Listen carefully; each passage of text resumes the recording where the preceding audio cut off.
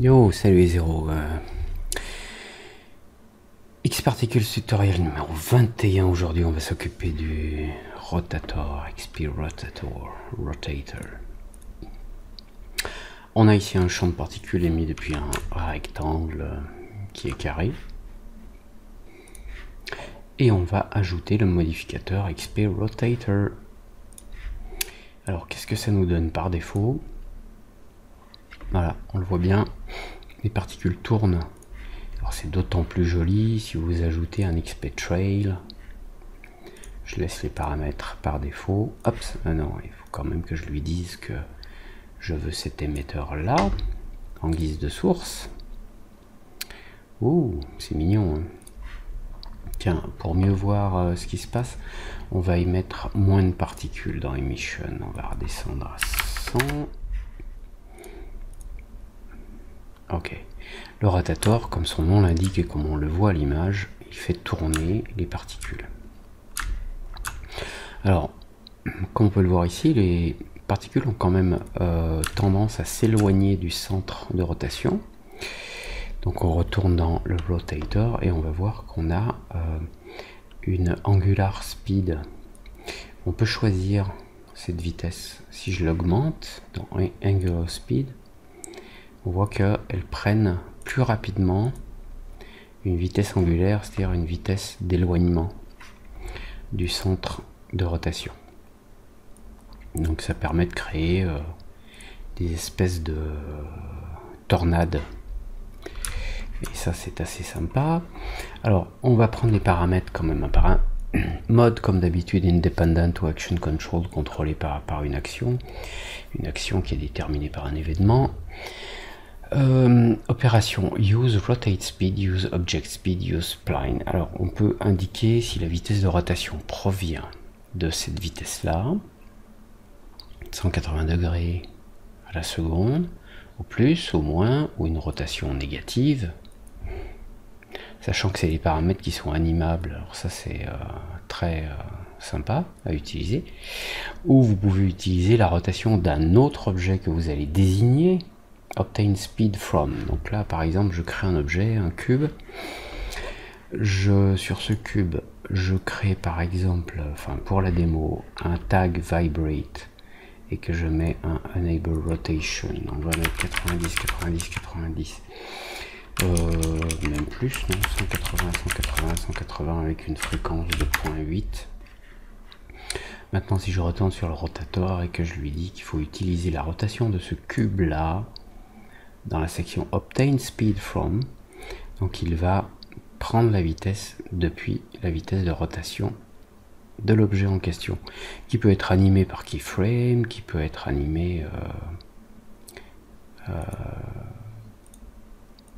avec un algorithme ou autre. Ok, donc ça c'est vu. Use object ou use spline, donc on peut faire la même chose avec une spline, donc une courbe qui va déterminer la rotation. Alors vous pouvez prendre par exemple une ellipse et puis la rendre plus ou moins, la tourner plus ou moins pour avoir des variations. Donc on a ici une rotation speed, je vais enlever le cube, une vitesse de rotation. On a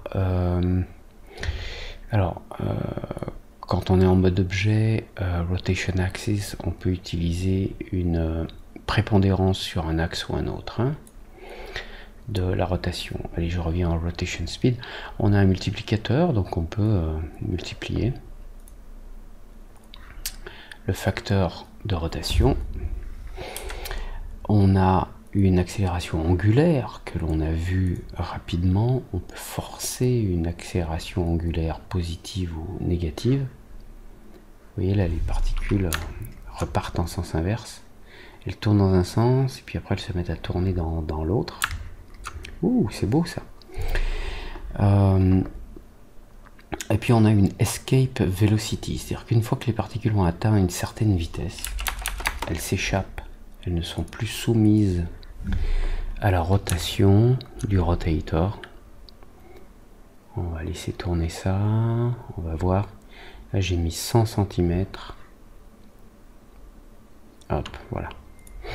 Là on voit bien Une fois qu'elles ont dépassé la vitesse de 100 cm par seconde, les particules ne sont plus soumises, elles s'en vont.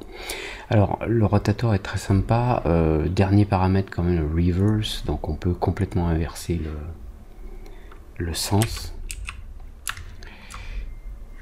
Alors excusez-moi, on reprend, on regarde, là on tourne dans ce sens là, et si je désactive le reverse, là, on tourne dans l'autre sens.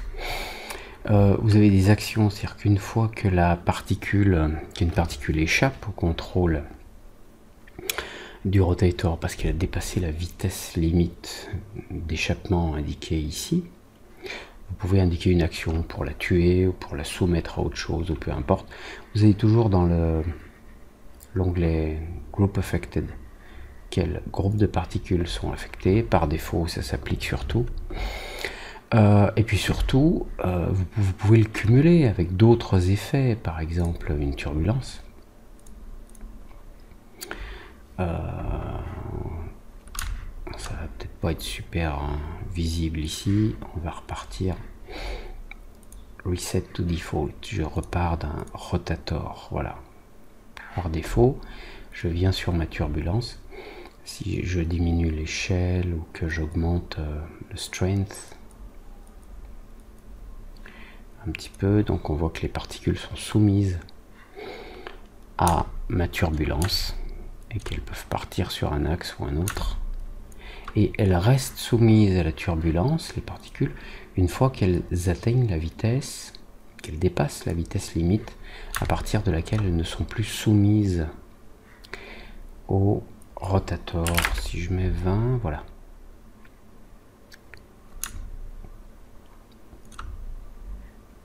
Lovely.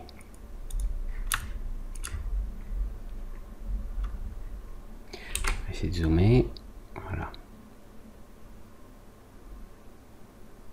Une fois qu'elles dépassent la vitesse en question, elles ne sont plus soumises au rotator, mais vous voyez, parce qu'elles ne partent pas en ligne droite, elles restent quand même soumises à la turbulence que j'ai créée. Et vous pouvez rajouter d'autres forces, une gravité.